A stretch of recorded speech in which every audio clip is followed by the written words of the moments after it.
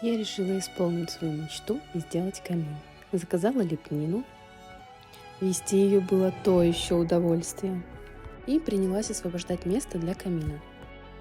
Постаралась снять аккуратно молдинги, зачистить их и приклеить их же на новые места.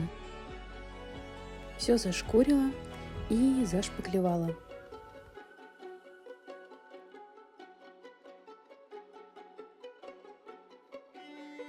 Тут я делаю замеры, чтобы перенести замеры на стену. После того, как я все вымерила, я начала собирать конструкцию. Самостоятельно я делала это первый раз, но считаю, что у меня получилось для первого раза неплохо. Надеюсь, это будет последний раз. К несчастью, я перерубила провод, и монтаж затянулся на неделю. В итоге я ее благополучно собрала, и продолжение в следующей части.